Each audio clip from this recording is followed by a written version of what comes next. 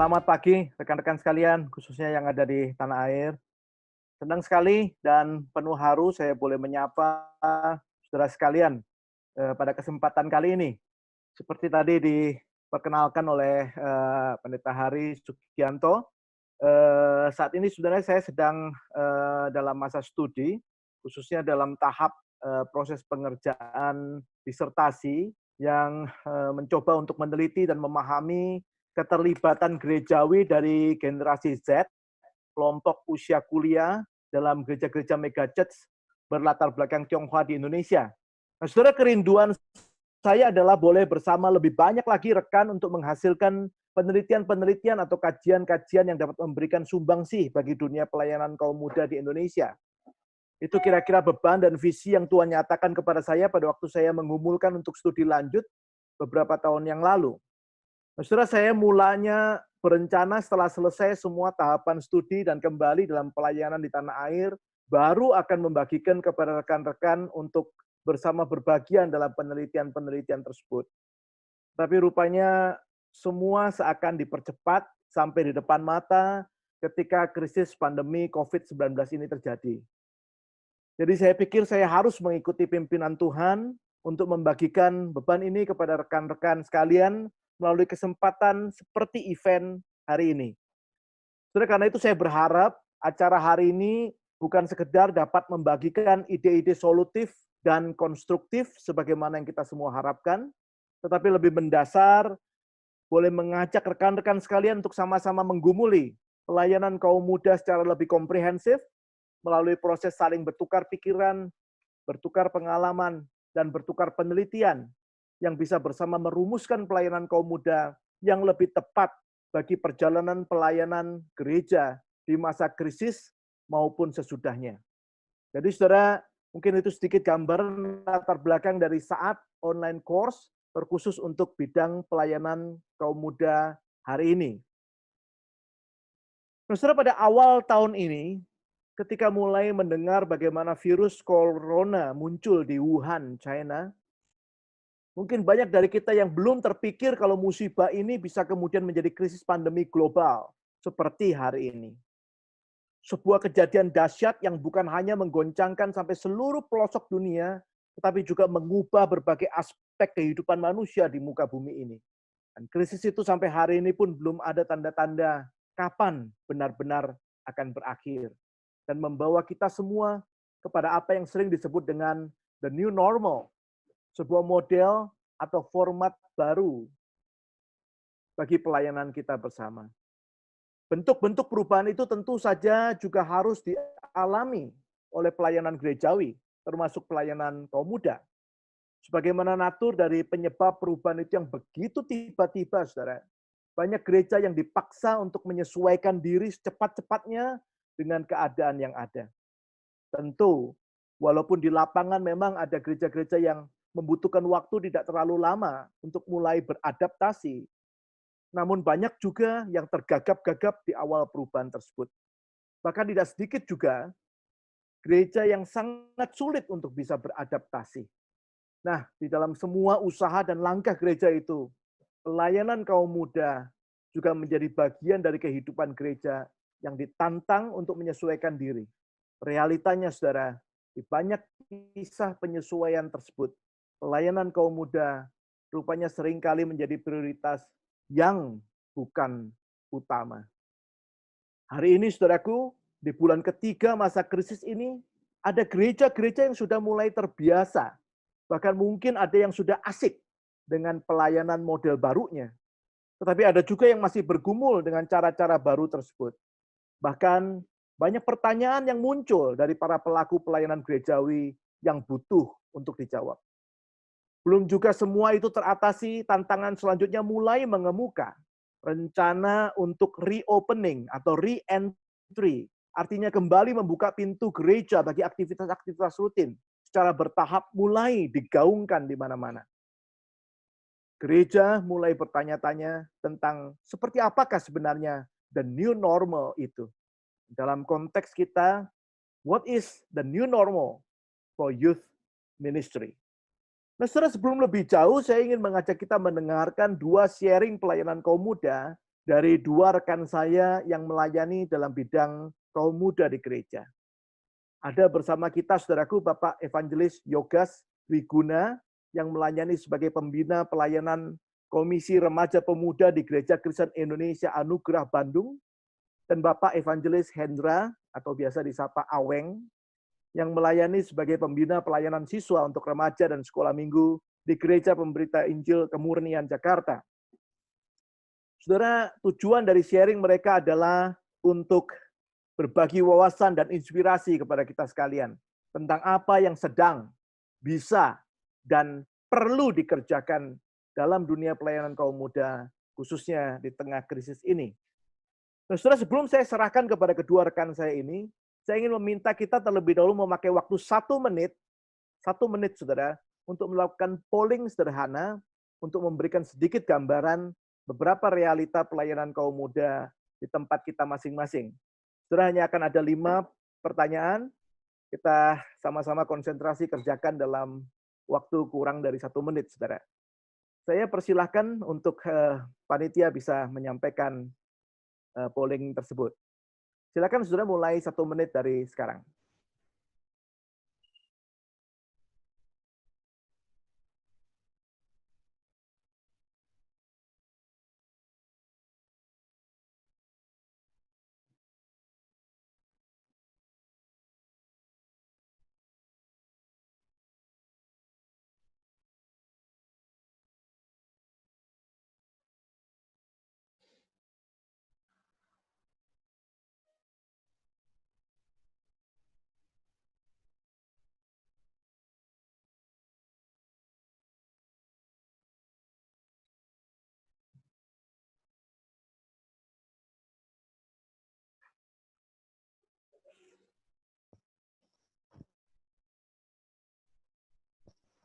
Baik, sementara respon dari saudara-saudara sedang direkam dan mulai masuk di dalam data kami.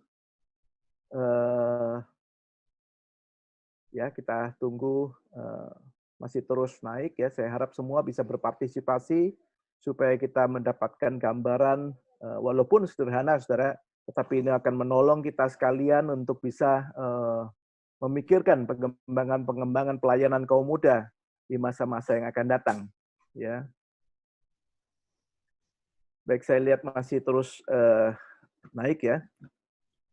Nah, saudara, sebentar lagi saya akan mempersilahkan rekan saya, Pak Yogas, untuk memulai, dan nanti akan dilanjutkan oleh Pak Hendra.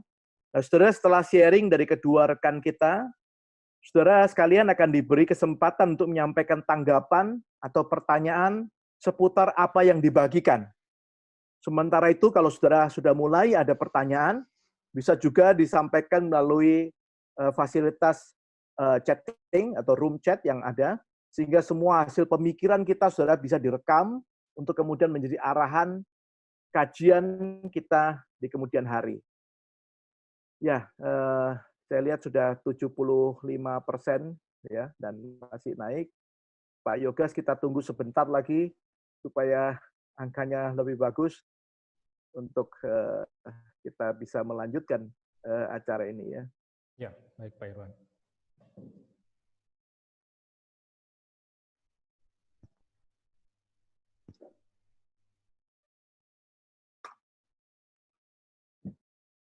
Oke, saya kira boleh dimulai Pak Yogas. Baik.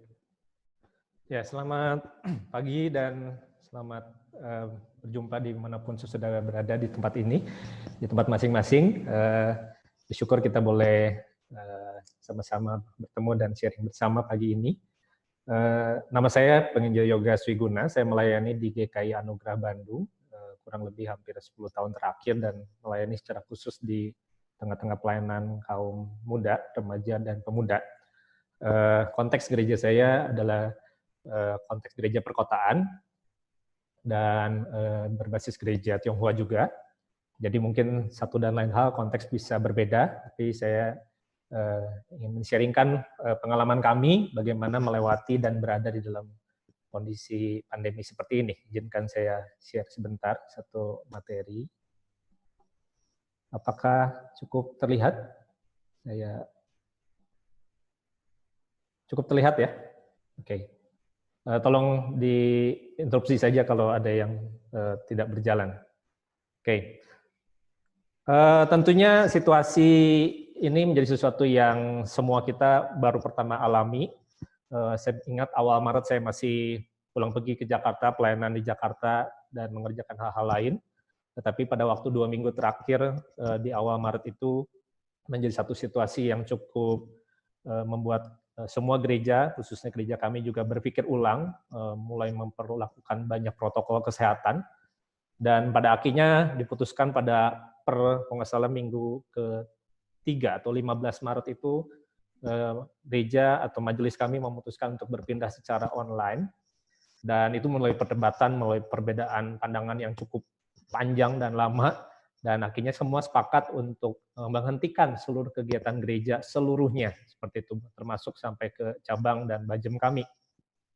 Dan akhirnya disepakati semua bersatu dulu dalam ibadah umum, dan waktu itu kami sepakat ada satu pengambilan keputusan yang tentunya dari atas, top down, tanpa harus dan bisa berbicara banyak dengan para pengurus, sehingga di minggu pertama, waktu tanggal 15 Maret itu kami mengikuti ibadah umum yang kebetulan dilayani oleh pendeta emeritus kami, dan di situ kami memulai bersama-sama gitu ya. Kenapa kami tidak langsung memindahkan dengan channel youth, tetapi kami memutuskan untuk mendengar dulu apa yang gereja sampaikan, atau dalam arti secara umumnya disampaikan. Sebelumnya sebenarnya gereja kami sudah memiliki ibadah rutin, baik pelayanan remaja dan pemuda, dan juga kelompok kecil yang berjalan. Dan waktu itu di minggu berikutnya kami mulai memutuskan ada 3 kegiatan yang kami kerjakan secara online, yaitu ibadah minggu melalui channel YouTube, dan di tengah minggu kami membuat sebuah prayer channel melalui IG Live yang kami pimpin langsung, dan juga kelompok kecil yang segera dipindahkan melalui platform Zoom atau Meet dan hal yang lainnya. Tapi kami memikirkan semua aktivitas itu bisa dibuat lebih simple, clear, sederhana, dan memiliki makna gitu ya, karena tidak semua tentunya mudah beradaptasi dalam situasi seperti ini, dan minimal dari 3 hal itu yang membuat semua interaksi dan juga komunikasi bisa berjalan kembali dan jemaat tidak bingung. Dan saya pikir penting sekali membuat kita memikirkan channel-channel mana yang perlu dibuka di dalam masa-masa ini, karena terlalu banyak channel juga akhirnya bisa membingungkan dan tentunya menghabiskan banyak kuota seperti itu ya. Dan hal yang ketiga yang kami lakukan adalah mendata seluruh kondisi jemaat melalui jalur kelompok kecil yang kami miliki, dan juga komunitas bidang pelayanan, misalnya di komunitas bidang pelayanan ibadah, komunitas bidang pelayanan yang lain, sehingga kami tahu kondisi mereka sedang ada di mana, kesulitan apa yang dihadapi, dan bagaimana mengaktifkan jalur kelompok kecil itu kembali. Nah, di dalam masa-masa transisi ini kami mencoba mengeksplor banyak kemungkinan, mencoba hal-hal yang bisa dikerjakan, tapi tidak lupa untuk senantiasa mengevaluasi ya, karena ada satu artikel yang saya baca di masa-masa pandemi ini, karena ini adalah satu pengalaman pertama bagi semua gereja dan bahkan secara global, maka sebenarnya bisa terjadi no rules gitu ya. Sebuah gereja besar sekalipun bisa menjadi sebuah gereja rumah. Mega church bisa menjadi sebuah small church, house church seperti itu.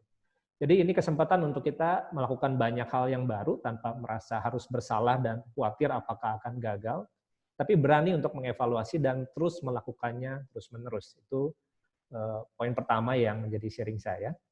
Dan di poin kedua adalah bagaimana menemukan kisah-kisah yang menarik dan juga pembelajaran di dalam masa-masa ketika kami berpindah transisi dari offline ke online. Awalnya kami terus menekankan pesan pengharapan untuk berpikir positif, untuk melihat itu sesuatu di dalam kacamata Tuhan. Tapi saya pikir tidak hanya cukup di situ, think positif harus disertai juga think dengan possibilities. Saya percaya ada banyak kemungkinan baru yang kita bisa explore di situ.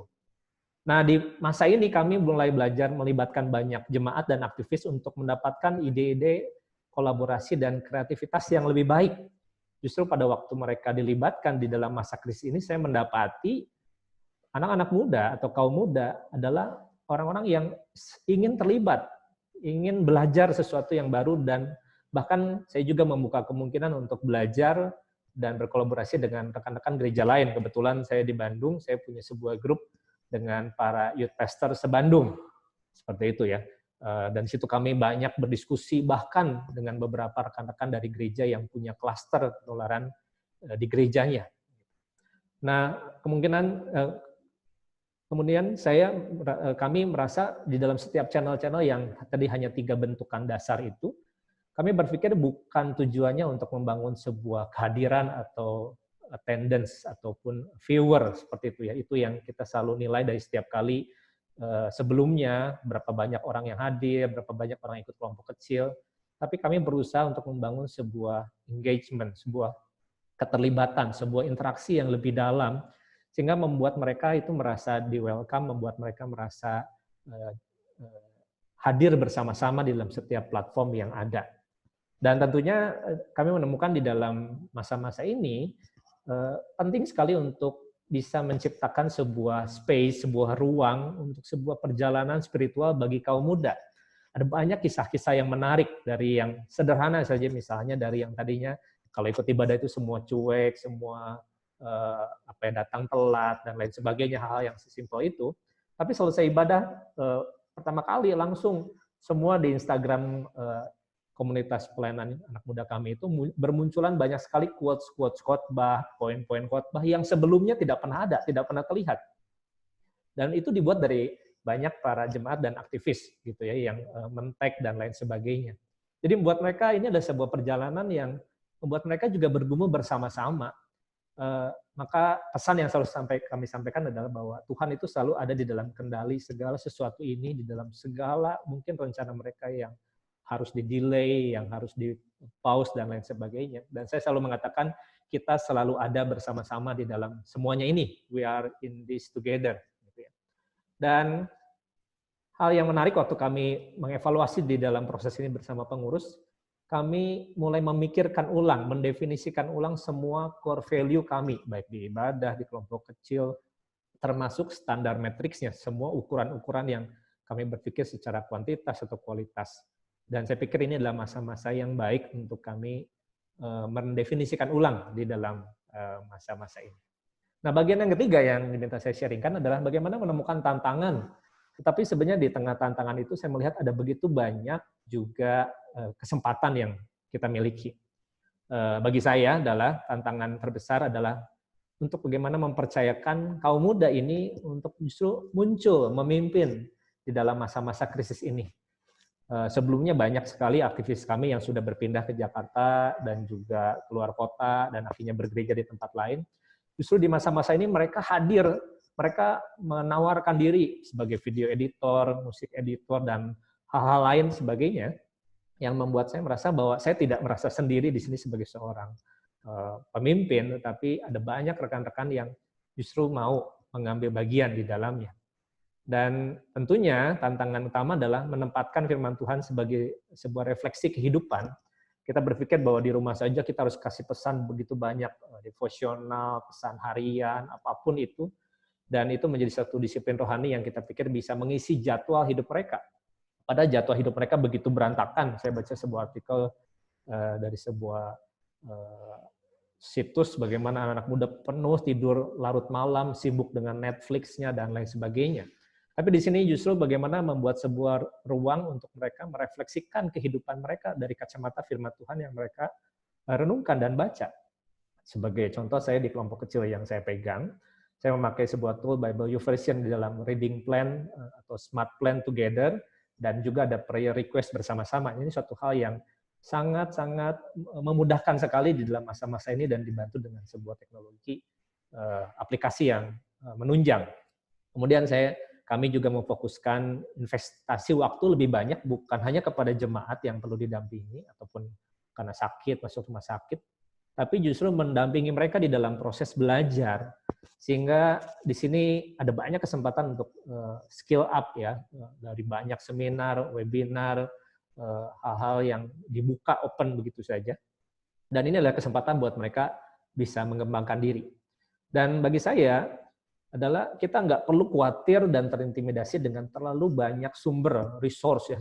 Gereja kami misalnya nggak punya banyak resource pelayan ini pelayan itu, tapi bagaimana justru saya mendapati perlu justru memiliki sebuah hikmat ya, suatu hal yang membuat kami bisa berpikir, merenungkan dan mengevaluasi dengan lebih baik. Tentu tantangan terbesar untuk melayani kaum muda di tengah-tengah pandemi ini, kebanyakan mereka awalnya cuek ya, ini merasa nanti juga lewat, ya udah harus di rumah saja, membuang killing time. Tetapi justru mereka harus bekerja, mereka harus studi, tapi jangan lupa bahwa mereka juga perlu bermain ya, sehingga tingkat kebosanan dan tingkat kejenuhan itu sudah tingkat dewa di masa-masa hampir 2 bulan ini. Tapi disinilah kami mengajarkan bahwa spiritualitas itu menjadi satu bagian yang tidak terpisahkan dari bagian kemanusiaan mereka, belajar untuk care dan memberikan comfort satu sama lain, karena mereka tidak sendiri, tapi mereka bersama-sama. Gitu. Jadi ini ada satu pembelajaran dan kesempatan yang baik. Sebagian ini hanya sekilas saja gambar-gambar, karena semenjak 2 minggu kami melakukan ibadah live streaming di gereja, dan PSBB di Kota Bandung dan Jabar itu diberlakukan, kami nggak bisa lagi banyak bertemu, jadi semuanya dilakukan di rumah masing-masing yang dikompilasikan. Nah, kami bersyukur banyak rekan-rekan yang membantu dan akhirnya terlibat di dalamnya. Dan di masa-masa ini kami bermigrasi, mulai merencanakan beberapa channel yang lain, selain ibadah komsel dan doa, kami mengaktifkan kembali kelas bina jemaat. Saya baru menyelesaikan sebuah kelas katekisasi periode ini, dan mulai mereka diwawancara untuk persiapan nanti kalau sudah siap untuk baptisan. Ada juga channel-channel yang lebih ringan untuk komunitas, untuk workout, untuk dance, untuk talk show, insight. Beberapa waktu ke depan kami sedang memikirkan sebuah acara untuk mengapresiasi angkatan 2020 yang baru lulus di tahun ini. Bagi mereka ini adalah sesuatu yang sangat menyedihkan, mengecewakan. Setelah 3 tahun bergumul, berjuang, ingin merayakan, tetapi bahkan untuk bertemu pun tidak. Jadi mendampingi mereka di masa-masa transisi seperti itu ya, dan banyak kegiatan lain. Nah, mungkin yang terakhir yang saya ingin sharingkan adalah perubahan apa yang akan terjadi ataupun direncanakan ke depan. Yang pertama, karena platform ibadah kami tetap ada, kami tetap berpikirkan bahwa ibadah akan berjalan secara offline maupun online. Offline jika sudah siap dengan mengikuti protokol yang ada, tapi online tetap disediakan berjalan atau berdampingan bersama-sama. Dan itu didukung oleh sebuah pelayanan digital dan sosial media yang terintegrasi. Nah, bersyukurnya kami semenjak tahun lalu kami mulai memikirkan sebuah divisi pelayanan digital dan sosial media bagi pelayanan kaum muda yang diinisiasi dari rekan-rekan pelayanan kaum muda sendiri. Dan bahkan ada salah satu jemaat kami yang kami tanda kutip pekerjakan dan melayani di tengah-tengah tim ini, begitu ya, sehingga semua tetap bisa berjalan dengan normal. Yang kedua adalah kami memikirkan setelah beradaptasi hampir sebulan 2 bulan ini, kami nggak mau sibuk dan tenggelam di dalam seluruh dunia pelayanan yang online dengan begitu banyak ide-ide yang menarik. Kami tetap kembali kepada sebuah tujuan awal yang sebenarnya kami sedang gumulkan dari semenjak tahun lalu, yaitu melaunching sebuah konsep Next Gen Ministry, yaitu mulai dari children, teens, youth, sampai young adult dengan berbasis sebuah pelayanan keluarga. Dan kami berpikir ini waktunya justru kami mulai melibatkan para parents, orang tua, bagaimana connect sama mereka, partnering dengan mereka. Karena kita berpikir kita hanya punya waktu mungkin 1 jam di hari Minggu atau setengah jam di channel lain. Tapi sebenarnya orang tua yang kita juga perlu dampingi, sehingga bersama mereka kita bisa mengerjakan sebuah konsep yang lebih utuh di dalam gereja secara umumnya. Dan saya mendapatkan satu quotes yang menarik di sini. Dikatakan ini, don't let disruption becoming a distraction. Gitu. Karena waktu dari awal biasa kami merencanakan sebuah visi tahunan ataupun goal tahunan dengan tema tahunan. Dan ketika ini pandemi terjadi, kami menyesuaikan beberapa minggu. Tapi sekarang tema tahun itu sudah kembali dijalankan. Karena saya berpikir bahwa sebenarnya waktu kami menggemukkan tema dan visi ini adalah satu visi yang Tuhan sudah berikan bersama-sama bagi komunitas kami, yang tidak perlu berubah. Karena saya percaya Tuhan, God in control itu, juga tahu dan seizin Tuhan ada di dalam kondisi pandemi ini yang sedang terjadi. Jadi mungkin programnya yang berubah, yang kami sedang revisi total seluruhnya, tetapi justru perjalanannya, tujuannya, temanya, visinya yang tidak boleh berubah. Dan terakhir kami mulai memikirkan pengembangan kelas-kelas bina yang lebih relevan dan efektif dalam menjangkau kaum muda lebih banyak. Misalnya kami mulai mempersiapkan beberapa materi kelas bina yang direcord melalui sistem podcast atau recording video apapun. Tapi ketika nanti diberikan, kami lebih pertemuan nanti lebih memfokuskan kepada bentuk interaksi dan kedalaman diskusi yang lebih banyak. Jadi semua kelas bina tidak lagi bentuknya terlalu informatif, gitu ya. Dan yang terakhir yang tidak kalah pentingnya waktu kami berdiskusi dengan banyak rekan-rekan lain kaum muda di Bandung adalah jangan lupa dan jangan pernah tinggalkan semua bentuk-bentuk investasi dan pelatihan kepada para leader dan khususnya para pemimpin kelompok kecil. Karena di sanalah mereka ada sebagai perpanjangan daripada misi gereja bagi jemaat dan seluruh orang-orang anak muda yang bisa dijangkau lebih lagi.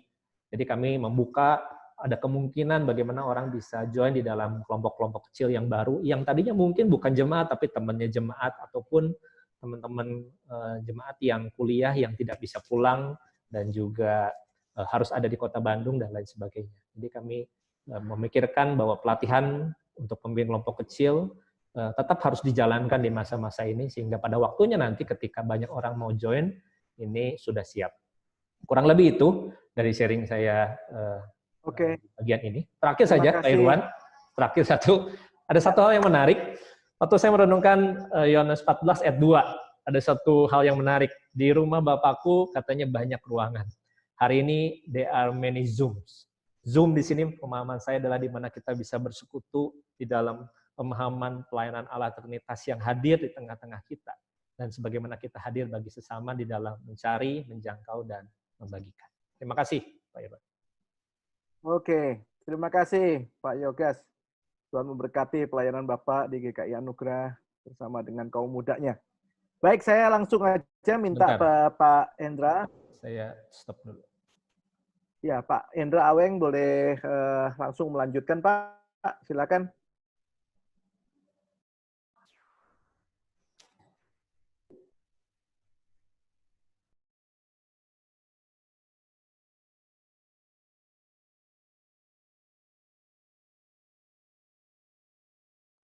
Ya, selamat pagi Bapak Ibu sekalian. Saya minta maaf, sinyal di tempat saya kurang stabil. Jadi saya tidak share video saya ya, jadi saya pakai audio saja, apakah tidak apa-apa Pak Irwan? Ya, silakan. Ya, Bapak Ibu minta maaf ya, jadi untuk ketidaknyamanan ini, tadi pagi saya juga sudah minta tolong pada host untuk menampilkan PowerPoint yang sudah saya titipkan. Karena tadi saya waktu coba pakai laptop, ternyata sinyalnya nggak stabil, jadi saya cepat-cepat pindah tempat mencari sinyal lebih stabil pakai HP. Nah, Bapak Ibu, apa yang saya mau sharingkan itu kurang lebih sebenarnya pada dasarnya mirip dengan apa yang di-sharingkan oleh Pak Yogas. Jadi saya melayani di Jakarta, saya melayani di satu gereja namanya Gereja Pemberita Injil di Jalan Kemurnian di daerah Glodok, daerah kota Bapak Ibu ya. Nah, saya memegang pelayanan siswa khususnya di bidang anak-anak remaja dan juga anak-anak sekolah minggu. Nah, apa yang mau saya sharingkan adalah waktu awal mula masalah corona ini terjadi pada tanggal 8 Maret itu gereja kami akhirnya bentuk satu tim, namanya tim antisipasi corona. Terdiri dari semua hamba Tuhan dan beberapa perwakilan diaken dan bapak penatua. Nah, tim ini sangat concern dengan semua aspek yang ada di gereja untuk adaptasi dalam situasi yang tidak mudah ini. Tapi saya sangat bersyukur tim ini sangat memberikan ruang, sangat memberikan dukungan penuh kepada seluruh komisi termasuk Komisi Anak-anak Muda. Nah, maka di dalam anak-anak muda ini ada beberapa kisah unik yang saya mau ceritakan kepada Bapak Ibu semua ya di tengah-tengah situasi krisis seperti ini. Nah, kisah unik ini saya bagi menjadi dua. Kisah unik yang terjadi pada anak-anak pemuda dan juga pada anak-anak remaja. Pada anak-anak pemuda, Bapak Ibu, itu teman-teman di pemuda itu saya kagum. Mereka itu banyak yang punya inisiatif-inisiatif yang luar biasa di tengah krisis seperti ini. Jadi ada yang menggagas ide, mengajak beberapa teman untuk kumpulin uang saku mereka, uang tabungan mereka, dan mereka itu ada yang beli nasi. Jadi pesan order nasi sama ibu penjual nasi di dekat gereja untuk mendukung supaya si ibu itu juga bisa tetap ada orderan. Kemudian secara berkala itu dibagikan kepada warga, kepada masyarakat yang membutuhkan. Nah, ini ide datang dari si pemuda. Kemudian juga ada mereka juga menggagas membuat virtual choir, virtual vocal group yang saya pikir juga di gereja saudara juga banyak diwujudkan. Tadi saya lihat gambar dari Pak Yogas juga ada. Dan juga ada eh, yang coba membuat ide-ide kreatif di Instagram dengan IG story, bikin quote penyemangat dan sebagainya. Dan saya pikir itu satu hal yang baik sekali dari teman-teman yang memang udah pemuda, mereka yang lebih dinamis. Tapi yang menarik untuk anak-anak remaja itu agak berbeda, Bapak Ibu ya. Kalau remaja yang saya tangani khususnya, mereka itu cenderung pasif. Tapi saya percaya mereka itu sebenarnya potensial. Mereka punya potensi yang kita perlu gali, yang kita perlu kasih stimulus, yang kita perlu bisa pancing supaya potensinya keluar. Karena itu untuk berhadapan dengan remaja, kita mesti agak putar otak, khususnya dalam konteks saya pelayanan ini, saya pikir saya harus benar-benar gumulkan, doakan, dan pikiran caranya bagaimana bisa gali potensinya untuk keluar. Akhirnya singkat cerita, kepada anak remaja, saya dorong mereka untuk bikin yang namanya Kindness Challenge, Bapak Ibu ya. Saudara, ini Kindness Challenge ini adalah challenge tantangan mereka untuk berbuat kebaikan. Jadi saya ajak mereka, ayo ini sebuah challenge di dalam masa seperti ini, kalian minimal harus melakukan satu kebaikan. Kebaikannya saya minta mereka banyak yang mungkin belum pernah melakukan, saya minta mereka coba kalian order misalnya satu makanan atau satu minuman sesuai dengan uang saku kalian. Kalau kalian susah, kalian boleh patungan. Kalau kalian susah ketemu teman patungan, kamu boleh patungan dengan saya, dengan Koko gitu ya. Terus saya bilang sama mereka, kita order tapi bukan buat diri kita, tapi kita order buat si abang itu. Kita order buat si driver Grab atau driver Gojek itu. Dan kita minta mereka nggak usah antar ke tempat kita, tapi kita tentukan destinasinya juga yang berdekatan dengan tempat kita order itu. Nah, Kindness Challenge ini lumayan berjalan baik, saudara ya. Jadi selama beberapa waktu ini ternyata satu demi satu mereka coba lakukan. Dan ada testimoni mereka merasa senang mereka bisa lakukan kebaikan ini. Dan hal lain yang kami lakukan di dalam masa seperti ini adalah Zoom prayer meeting.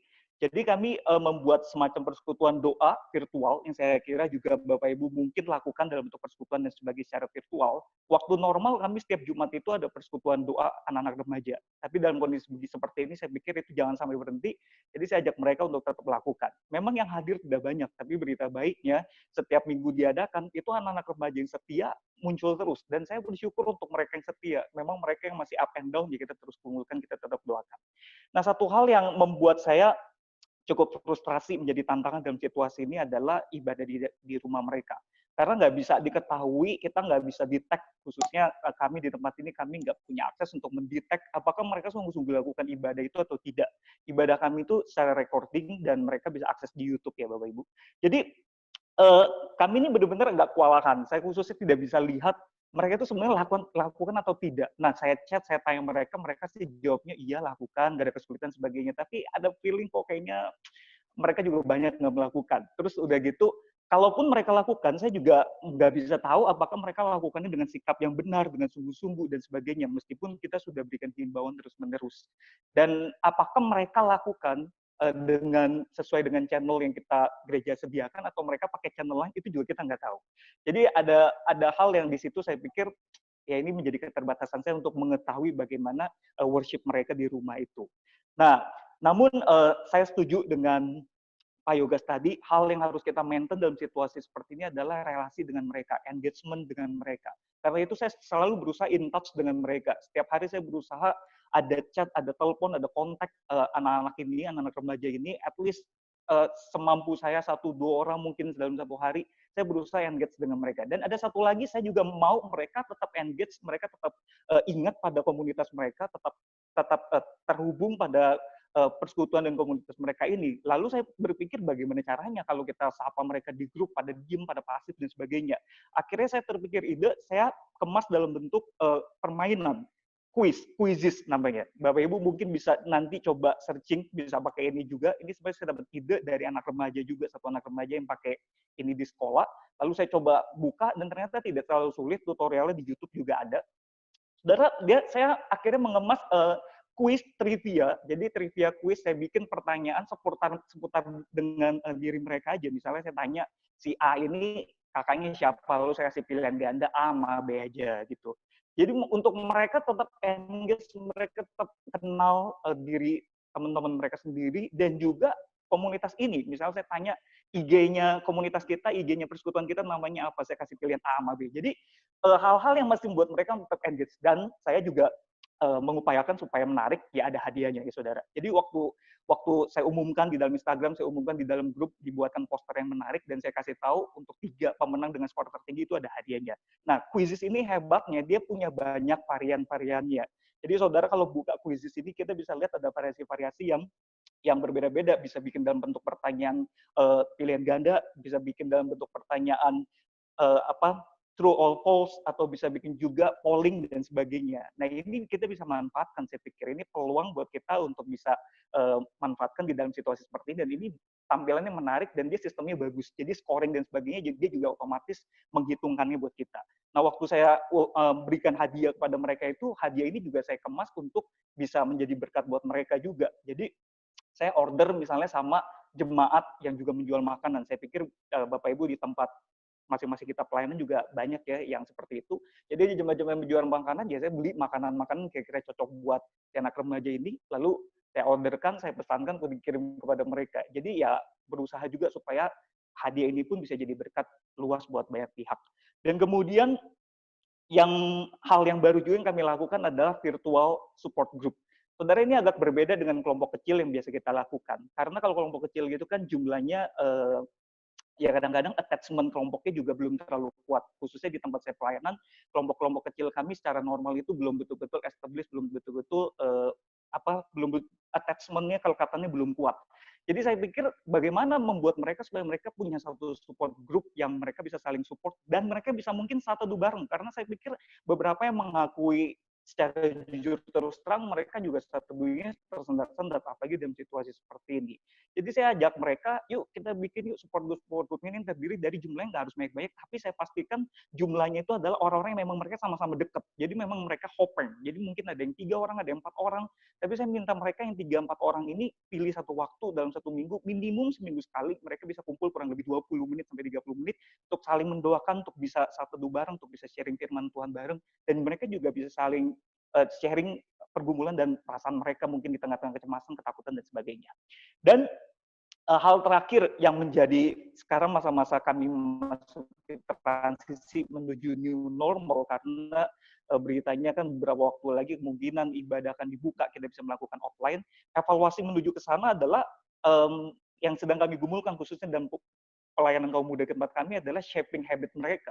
Kita jadi berpikir mereka ini kayak habitnya udah mulai banyak yang berubah. Ada yang terus terang mengakui bahwa mereka sudah insomnia, tengah malam mereka melek, siang hari mereka tidur, dan ini kita pikir pasti juga mempengaruhi terhadap bagaimana mereka ibadah, mereka nanti akan mulai pelayanan dan sebagainya.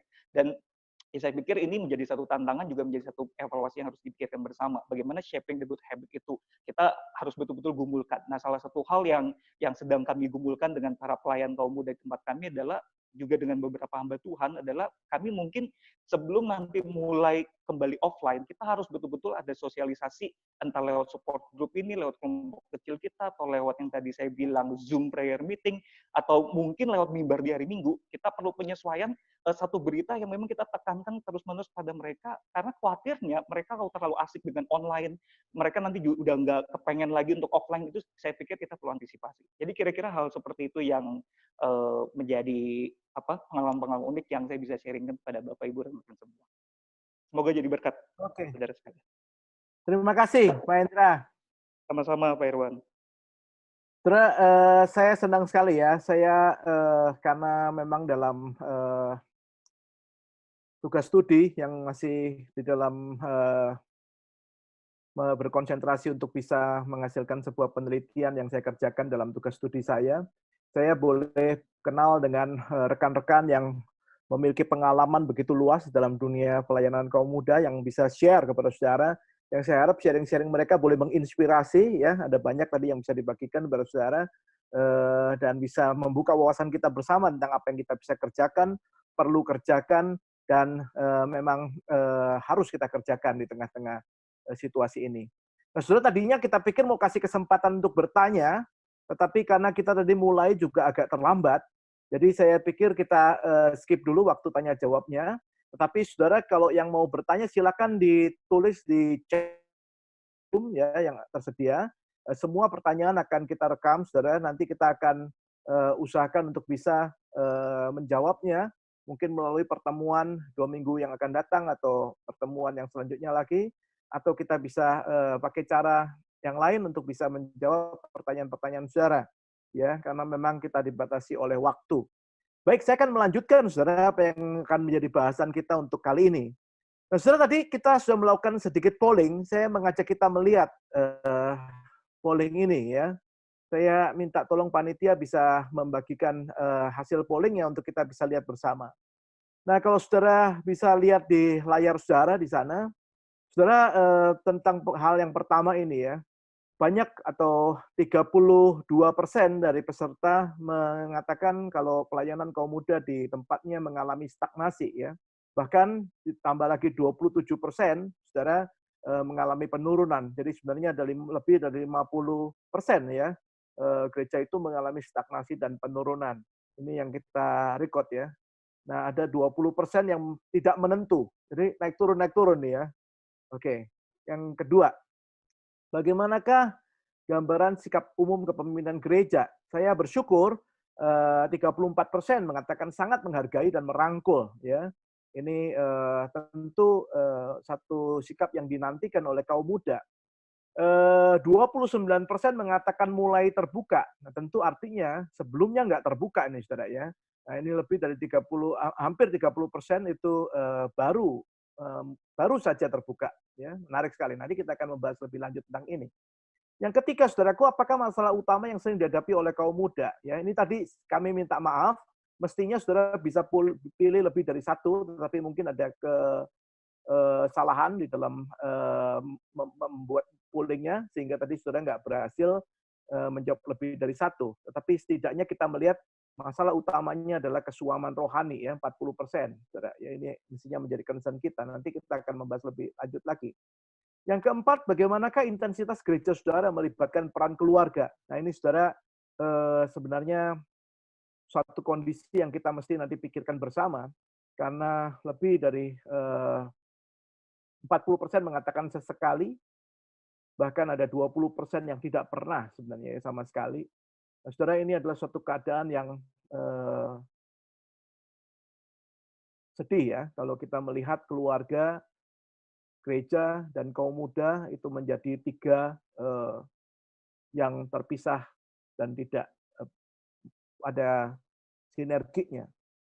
Yang kelima, saudara, berapa lama pembina atau rohaniwan yang saat ini telah melayani khusus dalam bidang pelayanan kaum muda di gereja saudara? Mayoritas 50% mengatakan 5 tahun ya, artinya di bawah 5 tahun. Dan ada 23% 6 sampai 10 tahun. Sedikit sekali yang lebih dari itu. Nah, ini sedikit boleh memberikan gambaran kepada kita sekalian tentang keadaan pelayanan kaum muda di banyak gereja, khususnya peserta saat online course hari ini. Nah, saya akan sekarang menjelaskan, saudara, apa yang kita baru saja lakukan di dalam polling itu untuk melihat pemetaan dari permasalahan pelayanan kaum muda, saudara. Kita tadi telah melihat, saya minta tolong panitia boleh share screen PowerPoint saya. Kita telah melihat melalui sharing kedua rekan tadi apa yang sedang bisa dan perlu untuk dikerjakan di tengah krisis. Tadi kita juga mendengar ada evaluasi-evaluasi yang telah dilakukan tentang apa yang telah dilakukan selama ini di gereja masing-masing. Nah, saudara, memang momentum krisis pandemi ini juga adalah waktu yang tepat untuk melakukan evaluasi terhadap apa yang dilakukan selama ini. Sehingga kita boleh mencoba untuk menyusun sesuatu yang lebih baik dan tepat, dengan harapan untuk memulai sesuatu yang baru, khususnya dalam persiapan menyambut fase baru pasca krisis. Untuk itu saya ingin membagikan sedikit observasi saya, saudaraku, berkenaan dengan pergumulan pelayanan kaum muda selama ini. Observasi ini memang hanya bersifat umum dan sangat terbatas, saudara. Karena itu saya undang partisipasi saudara juga untuk menyampaikan ide-ide, tanggapan, dan pertanyaan untuk mempertajam setiap poin yang akan saya sampaikan. Masukan saudara bisa saudara sampaikan lewat chat room kita, Dan sebelumnya saya undang saudara bisa lebih aktif untuk meresponi nanti melalui chat room yang ada. Baik, saya akan sharingkan mulai observasi yang pertama, saudara. Saudara, fenomena penurunan keterlibatan kaum muda di gereja ini observasi saya yang pertama yang kita bisa saksikan di banyak gereja hari ini. Sejak penghujung dan pergantian abad yang sekaligus adalah milenium baru kemarin, kira-kira 30 sampai 20 tahun yang lalu, saudaraku, telah terjadi fenomena penurunan keterlibatan kaum muda di gereja-gereja, khususnya tradisional secara global. Tentu ada juga gereja-gereja yang mungkin tidak merasa mengalaminya. Tetapi cukup banyak gereja yang sebenarnya menyatakan keresahannya dalam hal ini. Saya percaya kita semua sangat familiar dengan buku You Lost Me, tulisan David Kinnaman bersama Ellie Hawkins dari Barna Group, yang memotret realita tersebut. Buku itu, saudaraku, 9 tahun yang lalu sudah mencoba untuk menyuarakan jeritan kaum muda bahwa gereja sudah dan sedang terus kehilangan mereka. Bahkan James White dalam bukunya The Rise of the Nuns menggambarkan fenomena tersebut sebagai gejala yang dia katakan post-Christian world, yaitu munculnya satu generasi yang asing dengan kekristenan. Jadi saudaraku, fenomena ini bukan sekedar berbicara soal jumlah atau kuantitas anak muda gereja yang berkurang, tetapi keterlibatan gerejawi mereka, ketertarikan mereka terhadap gereja yang cenderung terus melemah. Ada pola-pola disengagement yang terjadi antara kaum muda dari gereja. Kalaupun, saudaraku, ada anak-anak muda yang datang ke gereja atau berbondong-bondong ke gereja tertentu, bukan karena gereja menarik sebagai gereja yang memperkenalkan Kristus dan menekankan berita Injil, tetapi ada sesuatu yang lain. Mungkin entertainment atau hiburan yang menarik. Atau mungkin ada perkumpulan sosial yang hangat di sana. Saudara, hal ini sadar maupun tidak telah mempengaruhi gereja. Sesuatu yang lebih pragmatis atau fantastis sebenarnya yang terjadi. Pelayanan kaum muda yang awalnya sibuk memikirkan bagaimana mengajar dan membina kaum muda untuk mengenal dan memahami iman Kristen serta belajar mempraktekkannya, justru semakin disibukkan dengan kiat-kiat bagaimana membuat kaum muda tidak meninggalkan gereja. Boro-boro mau membina, saudaraku. Mau meminta mereka untuk stay saja, sampai harus jungkir balik rasanya. Nah, saudara, ditambah lagi suasana kompetisi gereja untuk berebut anak muda. Semakin membuat kaum muda dininabobokan dengan berbagai tawaran menarik gereja-gereja. Tanpa diikuti signifikansi yang jelas dalam wujud komitmennya. Saya percaya, saudaraku, 10-20 tahun terakhir ada gereja-gereja yang mulai sadar dan mengambil langkah-langkah perubahan yang baik. Misalnya mulai banyak gereja-gereja yang kembali menekankan semangat pemuridan dalam kelompok-kelompok kecil. Tetapi saudaraku, jujur saya belum menemukan perubahan yang signifikan dari pola fenomena yang sedang saya bahas ini. Ada sedikit harapan. Tentu saya tidak mau terlalu pesimis. Tetapi belum ada bukti yang sangat konkret berkenaan dengan perubahan fenomena yang saya sebutkan ini. Nah, setelah waktu krisis pandemi ini terjadi, disengagement itu seakan semakin gamblang dan tegas. Anak-anak muda itu tidak dapat datang ke gereja. Apakah mereka mengikuti ibadah online? Bagaimana sikap mereka mengikuti ibadah online? Kita tidak tahu, saudara. Gereja mulai dan semakin resah. Jangan sampai kehilangan anak mudanya. Sayangnya, saudaraku, kecenderungan yang sama, karena mungkin sudah lama terpola, masih terasa kental. Yang banyak masih seputar acara-acara atau konten-konten yang berusaha untuk menarik atau menahan anak muda supaya stay di gereja. Tapi saya khawatir, saudara, belum ada yang berhasil menunjukkan perubahan dari fenomena penurunan keterlibatan anak muda itu sendiri. Saya kira, saudara, salah satu tugas kita bersama adalah bagaimana boleh menantang agar fenomena ini tidak lagi terjadi. Kaum muda boleh dan harus kembali engaged dengan gereja dan panggilannya di tengah dunia ini. Itu tantangan kita bersama, saudara. Bagaimana menghasilkan sebuah pelayanan kaum muda yang bisa membawa anak muda itu kembali engage dengan gereja dan fungsi gereja di tengah dunia. Yang kedua, saudara, observasi saya yang kedua, sikap terhadap tren budaya kaum muda. Bagi rekan-rekan yang berusia di atas 30 tahun, tentu sedikit banyak lebih bisa membayangkan bagaimana perubahan yang terjadi di dunia ini oleh karena dampak perkembangan teknologi, khususnya informasi dan telekomunikasi. Perubahan yang begitu dahsyat itu jelas sangat membentuk budaya kaum muda yang lahir dan bertumbuh di dalamnya. Budaya tersebut terekspresikan dalam cara pikir mereka, gaya hidup mereka, model belajar mereka, sampai beragam selera mereka yang harus diakui berbeda dengan generasi-generasi sebelum mereka. Dan saya kira, saudaraku, itu adalah hal yang niscaya demikian.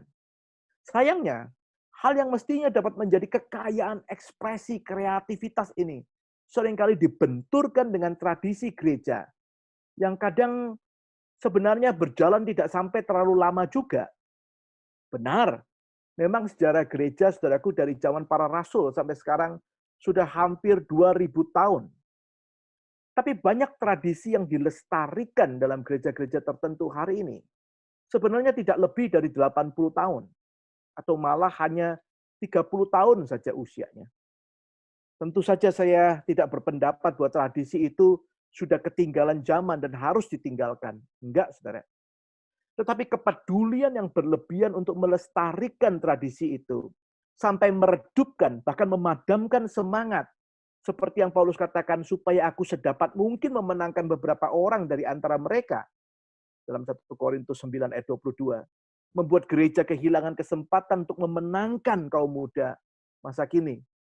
Saya senang di polling tadi, saudaraku, ada banyak gereja yang sebenarnya ingin merangkul anak muda, budaya kaum muda itu. Sebagian lagi baru mulai terbuka, at least mereka sudah terbuka. Saudara, sebenarnya ini bukan akar masalahnya. Perbedaan atau gap budaya itu hanya permukaan dari permasalahan sesungguhnya. Karena masalah yang lebih mendasar adalah di manakah budaya atau gaya hidup iman Kristen hari ini. Budaya atau gaya hidup umat Tuhan yang diwarnai dengan nilai-nilai Kristen yang esensial dan kekal.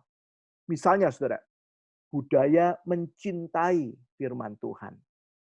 Seperti yang digambarkan pemazmur misalnya, berbahagialah orang yang kesukaannya ialah Taurat Tuhan, dan yang merenungkan Taurat itu siang dan malam.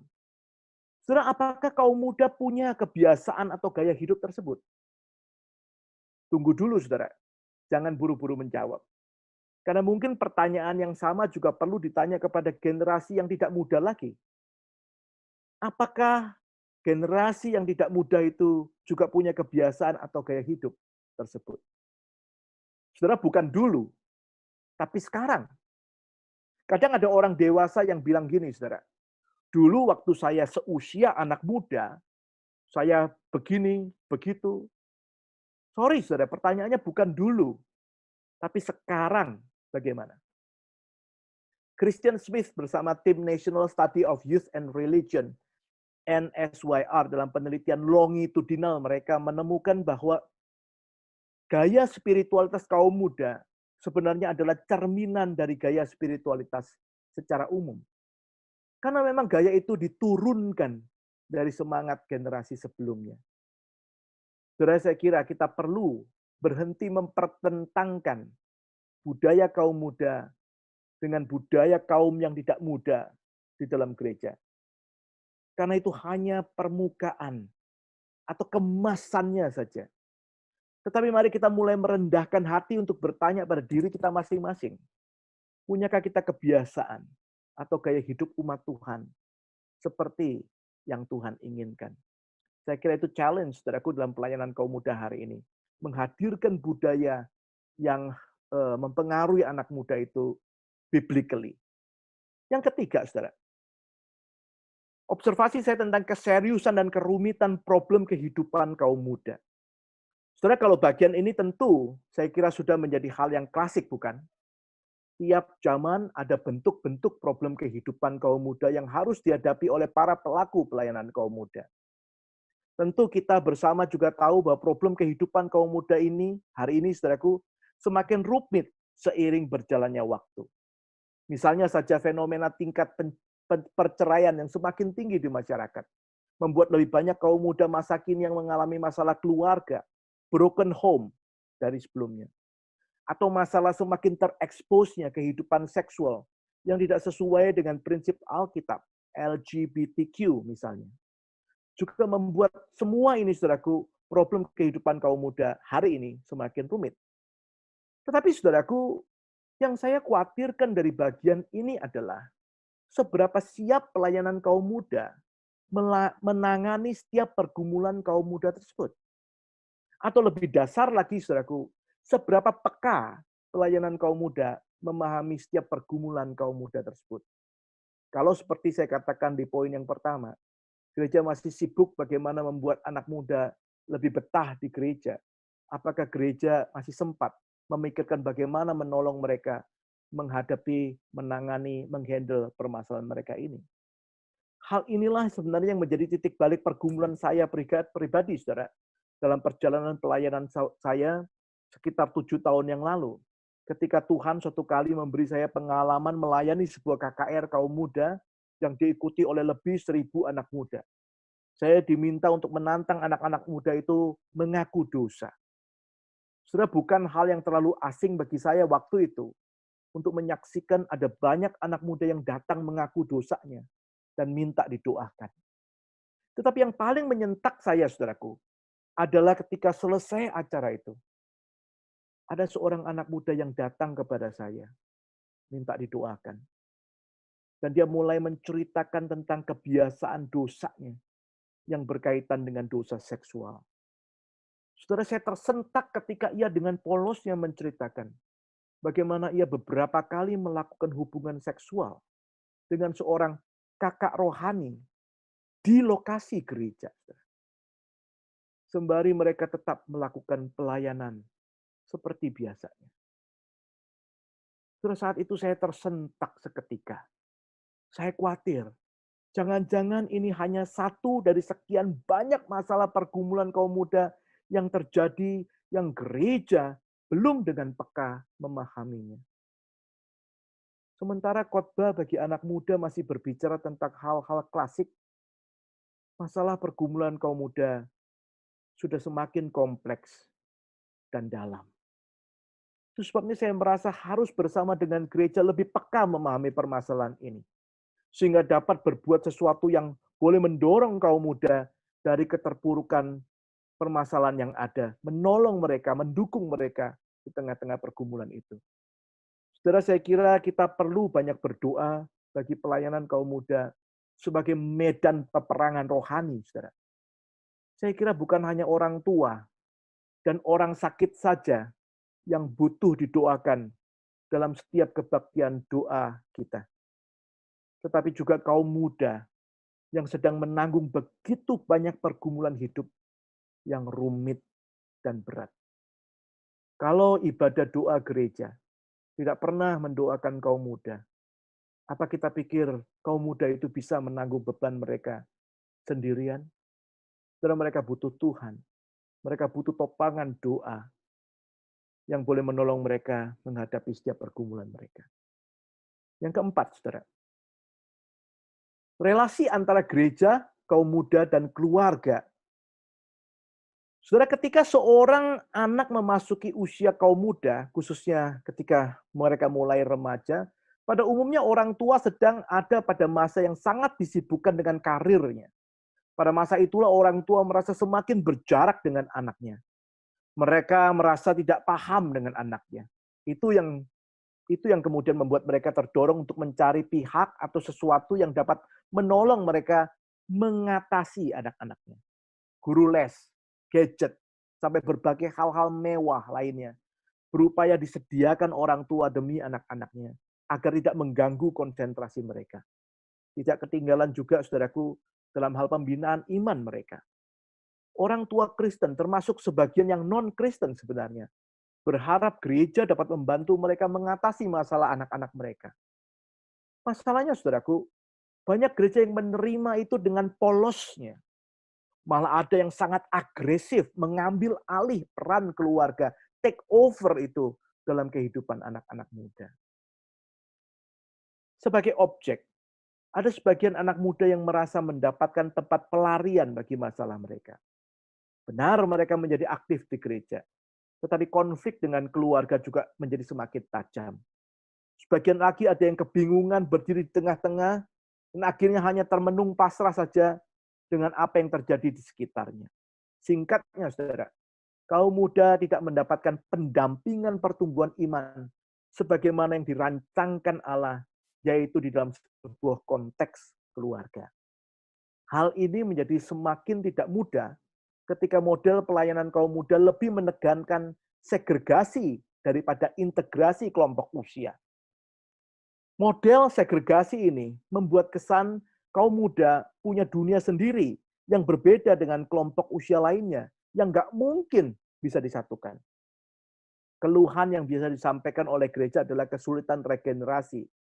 Betapa sulitnya mendorong kelompok usia tertentu dalam sebuah komisi, melanjutkan ke komisi yang lain, padahal dalam sebuah gereja yang sama. Saudara, dalam masa krisis pandemi seperti ini, kita sering mendengar bagaimana ketika setiap keluarga diharapkan bisa berfungsi dalam praktek ibadah atau spiritualitas secara mandiri, banyak keluarga Kristen yang canggung sekali dan tidak siap melakukannya. Tentu saja ini tidak boleh terus dibiarkan, saudara. Apalagi prinsip firman Tuhan agar tugas mewariskan iman menjadi fokus dari setiap keluarga Kristen harus kembali ditegaskan kepada setiap orang tua Kristen. Tugas dan tanggung jawab ini tidak boleh diambil alih gereja.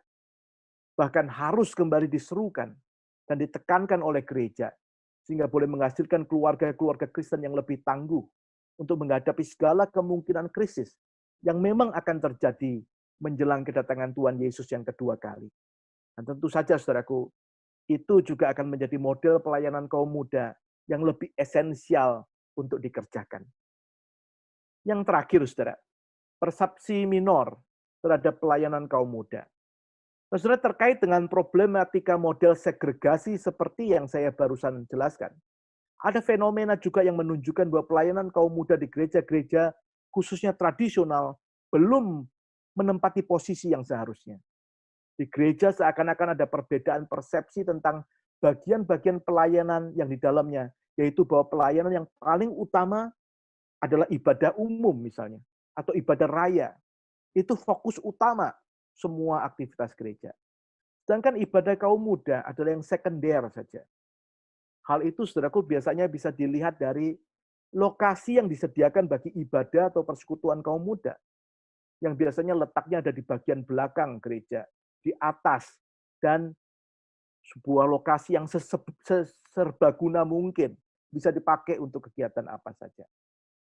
Atau misalnya hamba Tuhan atau rohaniwan yang ditempatkan sebagai pembina kaum muda, yang biasanya dipilih paling muda, memang dengan alasan supaya bisa nyambung dengan anak muda. Tetapi sebenarnya saudaraku, seringkali orang ini harus bisa dipindahkan begitu ada posisi lain yang dianggap lebih penting, atau ada hamba Tuhan atau rohaniwan lain yang lebih muda masuk ke gereja tersebut. Sehingga perputaran pembina kaum muda itu begitu cepatnya. 1, 2, 3 tahun, pindah lagi, ganti lagi, dan seterusnya. Atau yang ketiga, saudara, keberadaan mereka yang harus mendukung ibadah umum. Jadi pikirannya adalah anak muda harus mendukung ibadah umum. Misalnya, kaum muda itu sering diminta untuk mengisi acara ibadah umum, paduan suara, vokal grup. Padahal ibadah umum, saudaraku, dan ibadah kaum muda itu kadang-kadang paralel. Dengan kata lain, ketika mereka mengisi acara di ibadah umum itu, mereka sedang meninggalkan ibadah kaum muda mereka, yang orangnya sudah sangat kurang tersebut, tetapi ada sebagian dari anggota mereka yang harus mengisi acara di ibadah umum, sehingga jalannya ibadah kaum muda ini menjadi tersendat-sendat. Saudara, karena sudah terbiasa dan terpola, semua hal ini dianggap biasa saja di gereja. Ya nggak apalah, toh mereka masih muda. Persepsi seperti ini tanpa disadari membuat kaum muda juga memiliki pandangan yang sama tentang ibadah kaum muda. Itu bukan hal yang penting. Atau pandangan mereka tentang diri mereka di tengah gereja. Kami bukan orang yang utama di sini. Bayangkan kalau pikiran itu sudah pelan-pelan meresap dan semakin dihayati. Saya tahu ada banyak pemimpin gereja hari ini yang sangat rindu untuk bisa menghadirkan pelayanan kaum muda yang baik dan tepat di gerejanya. Itu sebabnya acara seperti SOC ini, saat online course ini, atau acara-acara lain sejenis yang membahas pelayanan kaum muda banyak mendapat dukungan. Saya bersyukur sekali, saudara, untuk hal itu. Tetapi saya kira pelayanan kaum muda yang baik dan tepat tidak bisa diselesaikan hanya dengan komitmen untuk mendukung atau membiayai segala yang menjadi kebutuhan pelayanan tersebut. Itu memang penting, tetapi bukan itu yang utama. Bagi saya yang penting adalah, mari kita kembalikan persepsi terhadap pelayanan kaum muda ke posisi yang sebenarnya. Saudara, kita semua familiar dengan ayat dari 1 Timotius 4 ayat 12. Jangan seorang pun menganggap engkau rendah karena engkau muda. Jadilah teladan bagi orang-orang percaya. Sayangnya ayat ini sering dikenakan hanya kepada anak muda supaya tidak merasa kecil karena muda, tetapi harus menjadi teladan dalam kehidupannya. Sebetulnya, saudaraku, ayat yang sama juga harus dikenakan kepada kelompok yang tidak muda, supaya tidak mengukur keutamaan berdasarkan usia atau kemudaan. Tetapi seperti nasihat Paulus dalam Filipi 2 ayat 3, hendaklah dengan rendah hati yang seorang menganggap yang lain lebih utama dari dirinya sendiri.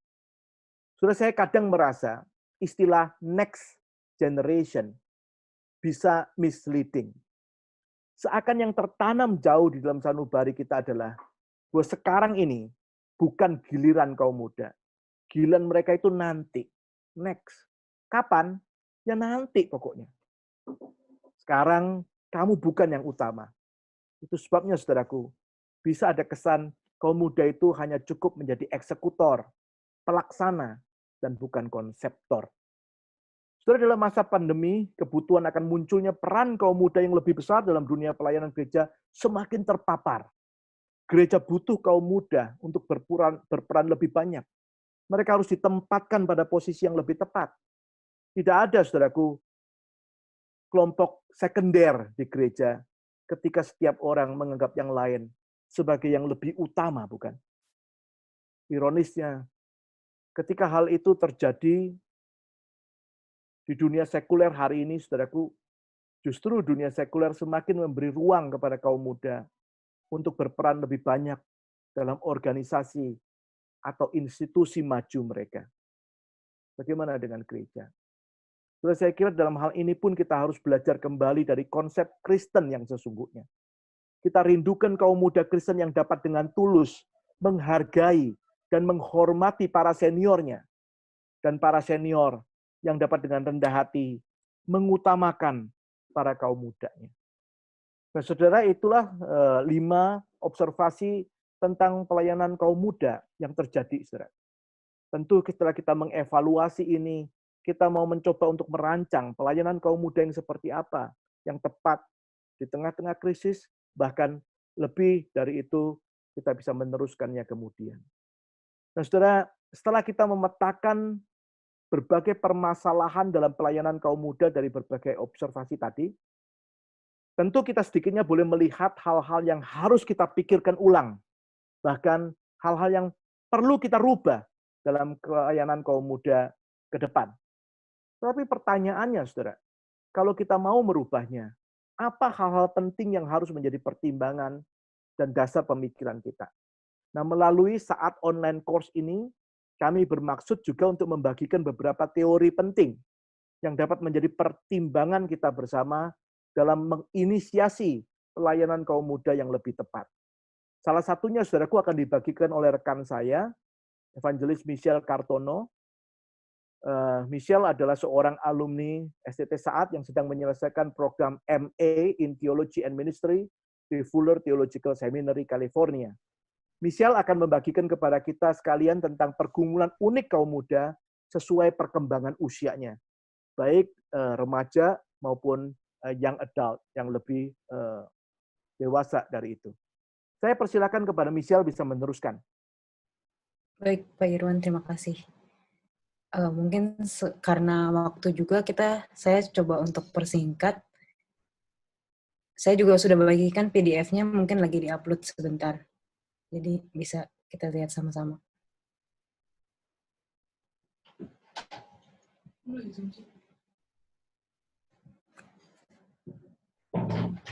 Oke. Apa bisa terlihat, Bapak Ibu?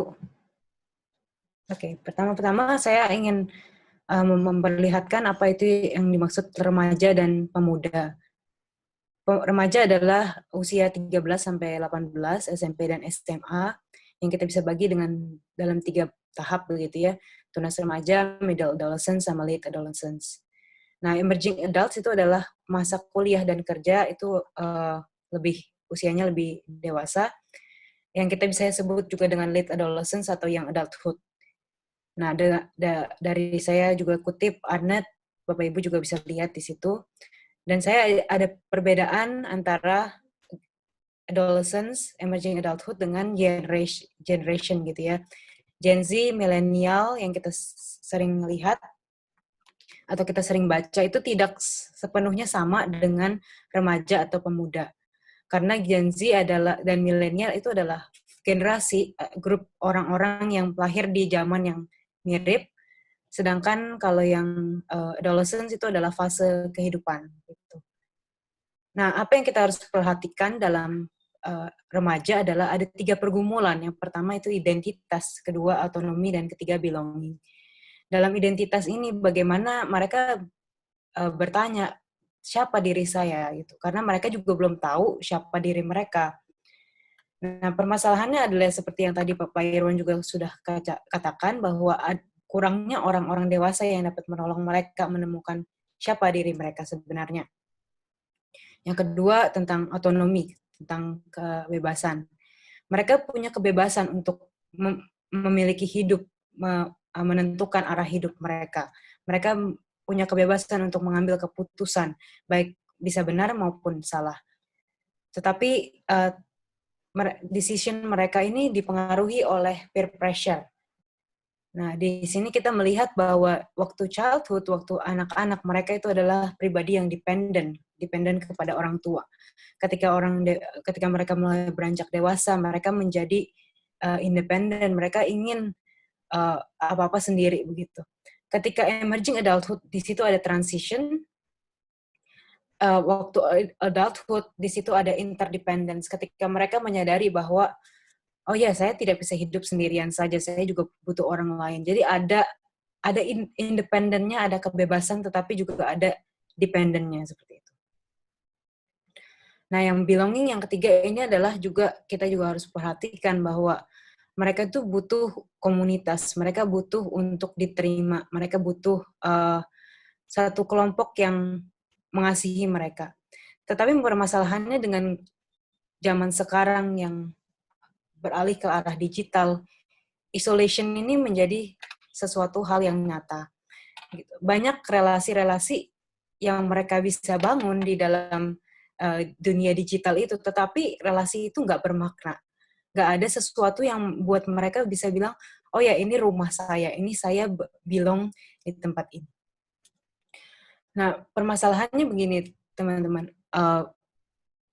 Ketika kita beralih kepada sosial media, khususnya di masa-masa pandemi ini, di mana kita nggak bisa berkumpul di gereja, mereka itu pergumulan ini mereka harus tetap bergumul dengan 3 hal ini. Dan akhirnya mereka bereksperimen dengan identitas yang baru. Mereka juga mencari tahu apakah posta ya matter gitu ya. Dengan mereka posting video, mereka posting foto, apakah banyak yang like saya, apakah saya followernya banyak begitu. Dan mereka menjadikan itu sebagai alat untuk belonging. Nah, ini juga hal-hal yang di-deal dengan oleh Yesus ketika Yesus memberikan atau mengajak seseorang untuk menjadi muridnya. Karena Yesus selalu mendefinisikan siapa diri mereka, identiti mereka, bagaimana otonomi mereka, keputusan mereka itu bermakna, dan bagaimana mereka bisa diterima ke dalam komunitas kembali. Nah, pertanyaannya bagaimana gereja dan pelayanan menanggapi 3 pergumulan remaja ini? Teman-teman, saya mengajak kita semua untuk nanti misalnya ya, kita bisa mengisi tabel berikut ini. Apa yang kita sudah lakukan, apa yang kebutuhan yang belum kita jawab, dan apa hal-hal praktis yang kita bisa lakukan begitu. Kita beralih ke pemuda. Pemuda ini adalah 19 sampai 29. Ekspektasi kita kepada mereka adalah mereka lulus sekolah, itu tanda dimulainya emerging adulthood, lalu mereka kuliah selama 4 tahun, mereka berkarir, mereka akan menikah, dan mereka akan menjadi dewasa atau menjadi orang tua. Tapi pada kenyataannya, saudara-saudara, realitanya adalah seperti benang kusut. Bagi kita yang sudah mengalami atau yang masih mengalami dalam tahap ini, kita tahu bahwa hidup ini nggak linear begitu. Hidup ini nggak serta-merta hanya dari satu tempat ke tempat yang lain, satu fase ke fase yang lain. Semua itu dicampur jadi satu, jadi benang kusut seperti ini. Yang saya juga membagikan adalah ada beberapa karakteristik pemuda yang disampaikan ini oleh Jeffrey Arnett, salah satu sosiologis begitu. Jadi ada 5 karakteristik pemuda adalah identity formation atau completion, instability, self-focus, feeling in between, and age of optimism atau opportunity. Di dalam formasi identitas ini agak berbeda rupanya dengan remaja karena mereka lebih ke arah 3 ya, vokasi, pasangan hidup, dan agama atau kepercayaan. Di sini identitas ini menjadi nyata di fase yang ini. Saudara, pertanyaan bagi kita, bagaimana kita bisa menjadi teman sekaligus mentor mereka di dalam fase seperti ini. Yang kedua, mereka itu punya ketidakstabilan. Mereka pindah rumah, mereka pindah kota, mereka pindah bidang studi atau majors gitu. Mereka pindah gereja, mereka pindah agama. Dan mereka juga pasangan hidup juga yang berubah-berubah gitu. Bagaimana kita pelayanan dapat memberikan sense of stability gitu ya kepada mereka. Dan yang ketiga, fokus kepada diri. Mereka seakan-akan mengesampingkan kepentingan orang lain untuk mengejar mimpi dan membangun fondasi untuk menjadi dewasa. Tapi permasalahannya gereja juga banyak yang mengeksploitasi kemampuan-kemampuan mereka tanpa kita juga memikirkan apa yang mereka sedang kerjakan dalam kehidupan mereka. Nah, bagaimana kita bisa mendukung mereka dalam hal ini? Yang keempat, mereka punya perasaan di tengah. Karena mereka bukan lagi anak-anak secara legal, mereka udah bisa nyetir, mereka boleh minum minuman keras, tetapi mereka belum dewasa secara sosial. Mereka belum dianggap dewasa. Bagaimana kita dapat berempati dan memberikan pengertian kepada mereka untuk hal-hal yang seperti ini. Dan yang terakhir, ini adalah masa yang penuh dengan kesempatan, masa yang optimis. Banyak kesempatan yang terbuka mengubah arah hidup. Tapi bagaimana gereja pelayanan memberikan kesempatan tanpa mengeksploitasi? Teman-teman, saya menutup dengan perkataan dari Santrok, mungkin yang beberapa kita sudah tahu. Adulthood begins in biology and ends in society. Ketika mereka menjadi seorang remaja, mereka mengalami pubertas, mereka sebenarnya sudah dewasa. Tetapi dengan perjalanannya waktu, ada banyak perubahan, revolusi industri,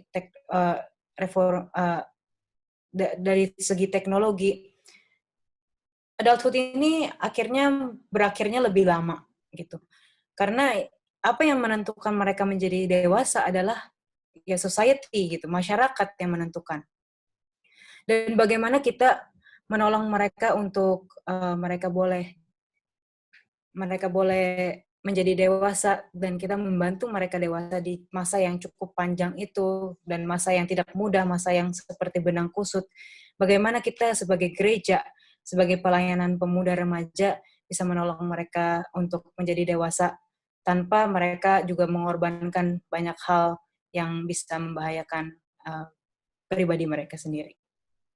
Sepertinya itu saja dari saya. Mungkin kalau misalnya Bapak Ibu boleh ada pertanyaan, boleh langsung ke email gitu ya.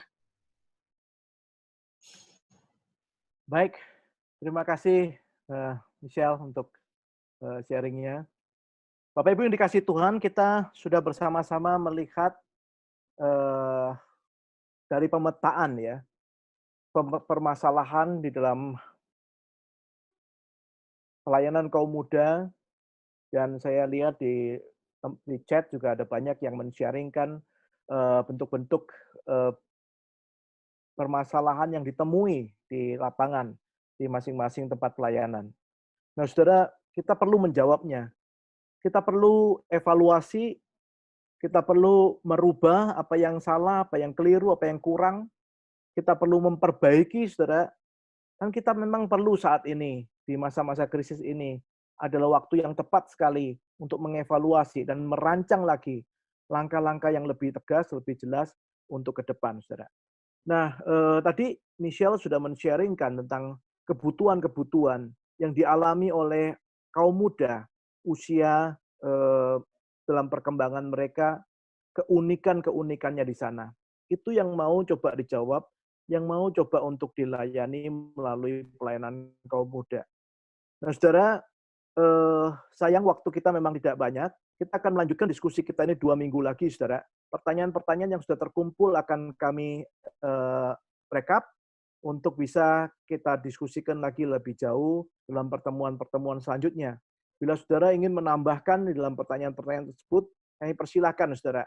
Saudara bisa melayangkan melalui email panitia atau melalui chat yang sekarang ini masih sedang berjalan, saudara bisa tambahkan di sana. Nah, saudara, pada pertemuan 2 minggu yang akan datang, kita akan melihat generasi yang lebih khusus lagi, yaitu generasi saat ini yang disebut anak muda yang disebutkan oleh Michelle tadi.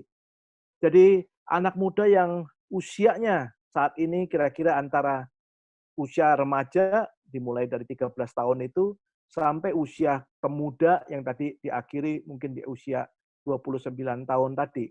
Nah, saudara, generasi ini hari ini disebut atau sering dikenal dengan istilah generasi Z. Nah, saudara, seperti apa karakteristiknya? Bagaimana melayani mereka? Kita akan belajar bersama pada kesempatan yang selanjutnya. Sementara, saudara, saya juga rindu boleh ada teman-teman, rekan-rekan di pelayanan kaum muda men-sharingkan ide-ide yang lebih banyak lagi, memberi inspirasi tentang pelayanan kaum muda di tengah krisis ini. Lalu kemudian kita juga ingin mengundang saudara untuk boleh bersama-sama, kita perlu kolaborasi, kita perlu kerja bersama, pikir bersama, bergumul bersama, supaya pelayanan ini boleh dipersembahkan kepada Tuhan, kepada generasi muda dengan lebih bertanggung jawab dan lebih baik lagi.